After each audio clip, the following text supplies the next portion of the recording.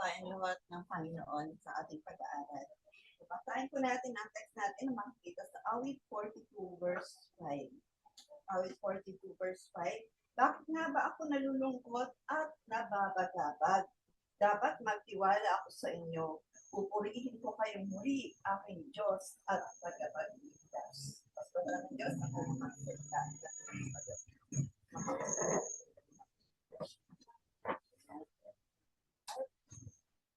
Dahil kung lahat ay nilikha ng Panginoon na may iba't ibang feelings or may different feelings tayo na po na kapag maganda yung mga nangyayari sa buhay po natin, ano tayo, masigla, malalakas, di ba? Nandun po yung masaya tayo.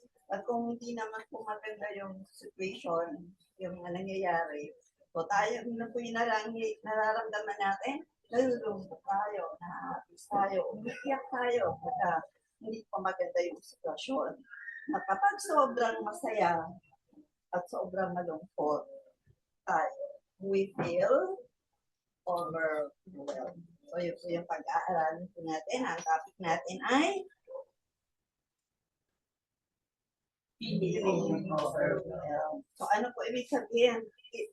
Ang feeling overwhelmed ay yung deep emotion po natin. Kaya sabi na, pag sobra tayong masaya, sobra tayong malungkot, nakakaramdam po tayo na overwhelmed tayo. Baka pag masaya tayo, maraming nakikisaya sa atin. Kaya na-overwhelmed tayo, di ba? Pero pag tayo po naman ay nasa difficult situation, ang nasa isip natin, nag-iisa na lang. Wala akong nakampi, wala akong kasama, kaya na-overwhelmed din po tayo no situation po natin. At hindi lang naman po tayo yung nakakapil ng gano'n po, ilang mga tao. Kahit yung mga may kapangyarihan mga tao, yung mga well-known na tao po, nakakaranas din po ng ganyan. Kasi nga lahat po tayo ay nilikha na may different emotions or different feelings po. And even po yung mga great Bible character, katulad ni David, makaranas din po siya niyan, na ma-overwhelmed din po siya. Pero ang maganda sa kanya, na po, hindi siya nawala ng pag-asa. So yun yung mahalaga po sa atin. Maring ma-overwhelm tayo ng kalungkutan, ng distress, ng problema, pero dapat hindi mawala, may pag-asa tayo. Nandiyan po ba kayo? Amen! Dapat ganun po. Hindi siya na ilugbok ng mabigat na nararamdaman niya. Dapat ganun din po tayo. Na nakukuha natin maging masaya pa rin in spite na meron po tayo. Na-overwhelm tayo ng distress, ng sadness, ng loneliness, and whatever so po. So may haring gabi, meron siyang inaalala na dapat na ginagawa natin. In times of being overwhelmed, by sadness, sabi ko na, by loneliness, by despair o wala ng pag-asa, dapat meron tayong inaalala na siyang inaalala ni Haring David. So yung pag-aaralan po natin, he knew how to cope up with his feelings. Dapat yun po na siyang dapat nating alalahanin in times of feeling overwhelmed. So ano daw po yan? What to remember when we feel overwhelmed? Ano ba yung mga dapat na inaalala natin, nire-recall natin, pag tayo po ay talaga nandun po sa pababaan ng ating mga nararamdaman. So number one, remember, ano daw, that we can cry out. Yun po, tandaan po natin. Hindi po masama, babae o lalaki, kasi mga lalaki, kung tayo, nila talaga umiyak, diba? Pero hindi po masama yun na tayo po ay umiyak, hindi kahinaan ang umiyak tayo sa Panginoon. In times na tayo po ay nakakaranas ng kabigatan sa buhay. Ano man yung kabigatan ng problema natin, we can cry out to the Lord for help. Andyan ang Lord. For comfort, andyan ang Panginoon. Kaya cry out to the Christ. Sabi sa Awit 61:1 and 2:8. Awit 61, verse 1. Verse 1, dinggin mo, O Diyos, ang aking dalangin. Inyo pong pakinggan ang aking dalangin. Verse 2, tumatawag ako dahil sa bakit malayo. Ay, di ba? Hindi niya kinalimutan na pag nandun na siya sa lowest point of his life, ano sabi niya? Nandun siya, dadalangin siya sa ating Panginoon dahil alam niya na may Diyos na nakikinig sa kanya.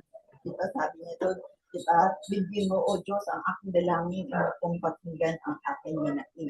Dapat lagi tayong gano'n po. Naaalala natin na ang times na nalulumbay siya, nandoon, humihingi siya ng tulong sa ating Panginoon. The first thing we can do is to come to the Lord and cry out. Ano man yung feelings natin, di ba?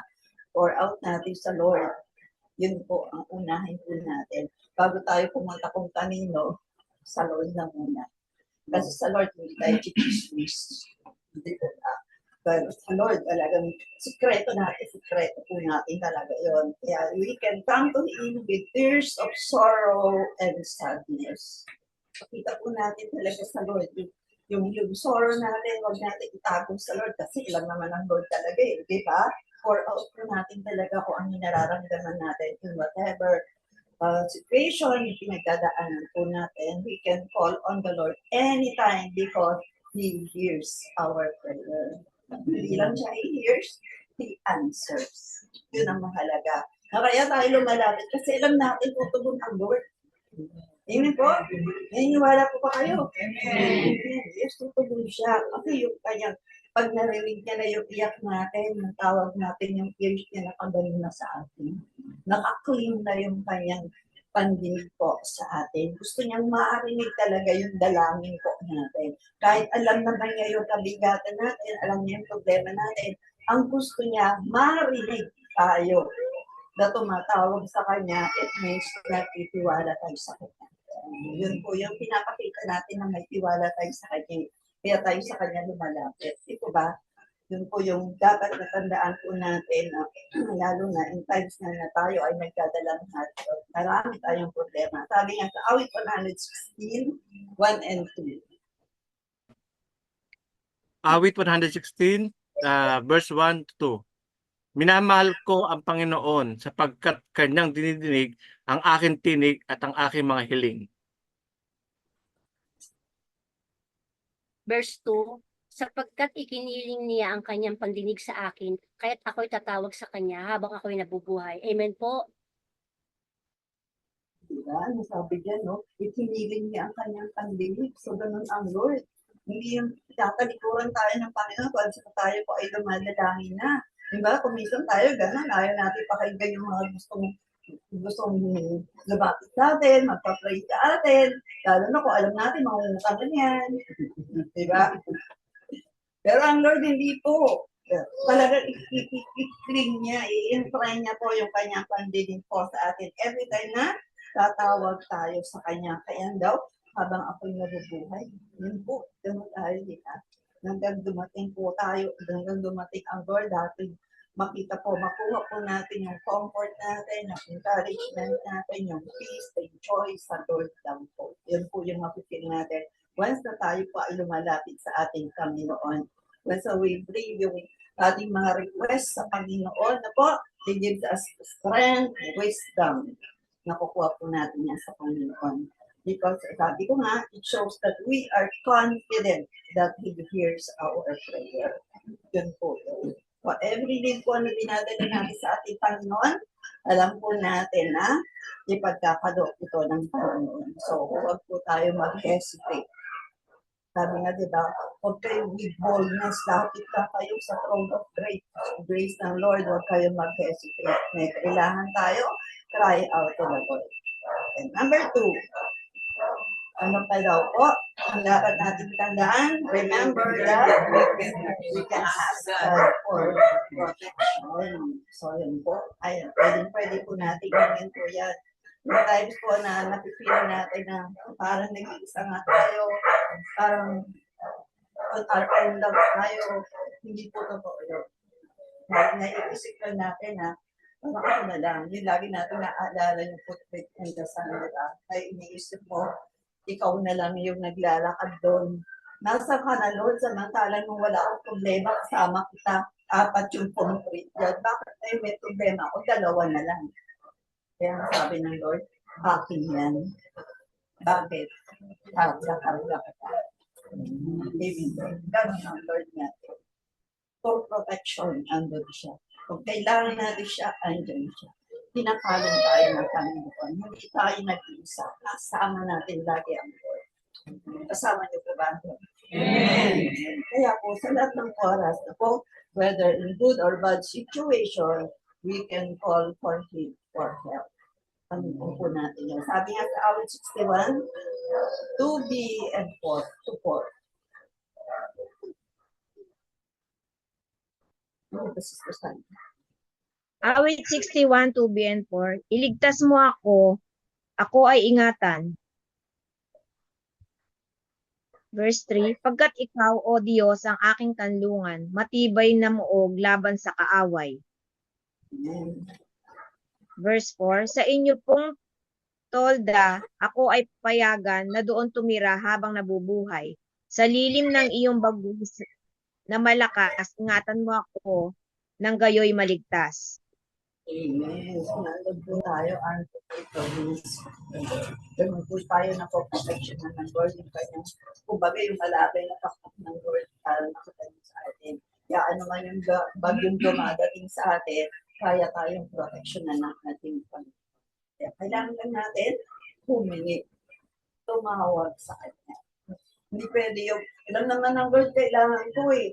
But, kumapit ka kahit alam niya, hindi niya bibigay ako, hindi ka lalapit sa Kanya. Hindi ka hihingi sa Kanya. Kasi nga, di ba, sabi nga, pag naghihingi ka, pinakakita mo na nagtitiwala ka sa Kanya. Na siya yung pinaasahan mo, kaya ay lalapit, iiyak, hihingi, dahil inaasahan mo siya. Hindi yung basta nalang hintay mo nalang lumagpak yan yung solution sa problema mo, hindi mangyayari yun. Kailangan natin lumapit sa Panginoon. Humingi sa Panginoon. Amen po. God is our refuge and strength when we are in trouble. Siya yung magbibigay ng lakas sa atin. Pag tayo po ay malapit sa Kanya, humingi sa Kanya, siya po, bibigay niya tayo ng lakas para makayanan po natin anong problema ang dala-dala po natin. Tingnan po ba yan? Sabi nga sa awit 46 verse 1, wala si Carvalho. So, takada. Sir Darlene, wala kang babasa. Awit 46 verse 1, ang Diyos ang ating lakas at kanlungan at handang saklaw ay kagulong. Amen. In times of trouble, laging handa ang Lord na sumaklolo sa atin. Kaya alam, kailangan natin lumapit at humigit sa Kanya.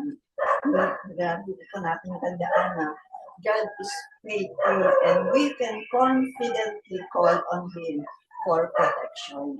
Faithful ang Lord, tapat ang Diyos at sinabi niya, humingi ka o may kailangan ka, ibigyan kita. Amen. Sabi sa awit 116:6.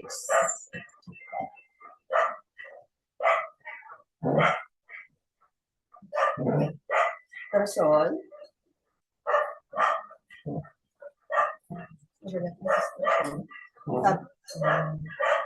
Sabi po dyan, si Yahweh ang nag-iingat sa wala ng sumaklolo nung ako ay manganib. Anong ginawa ng Lord? Iligtas niya. Ganon ang ating Panginoon. Handa niya tayong iligtas kahit anong panganib po yan dumarating sa buhay po natin. Always po na desire po natin yung protection ng Lord against all troubles, against all the works of Satan. Ano pa man yan, kayang-kaya ng Panginoon. Basta lumapit tayo sa Kanya. Kasi ang kaaway talagang lahat gagawin niya para mailayo tayo sa Kanya. Gagawa ng paraan. Kaya ang dapat natin, desire natin lagi kasama natin ang Diyos. Lagi po. Gagawin nga po ng lahat ng strategies, gagawin ng kaaway po yan para mailayo tayo. Kaya always remember to ask God for protection. And number 3, ano pa daw? Remember to praise the Lord for everything. Hindi lang yung pag masaya tayo, pag may kakayanan tayo, diba? Pag marami tayong pera, doon tayo masaya-saya, doon tayo naalala pagka malungkot na. Ayan. So dapat kahit ano po yung kalagayan natin sa buhay, napakahalaga na tayo ay marunong magpuri sa Panginoon. Marunong magpasalamat. Whatever yung negative feelings na nararamdaman natin, sa isang tabi natin yan, magpuri pa rin po tayo. Gawin pa rin po natin na makapagpuri tayo sa Panginoon. At all times, no? Remember to praise and worship the Lord sapagkat hindi tayo iniiwan ng Lord. Ano man ang sitwasyon natin, nandun ang Panginoon. Kaya dapat, ipakita rin naman natin sa Panginoon na kahit na nasa difficult situation tayo, kaya natin iparamdam na yung tayo po ay hindi natin siya nalilimutan papurihan, sambahin, pasalamatan. Kasi kahit anong bigat ang sitwasyon, dapat na buhay tayo, may pagpapasalamat tayo. Diba?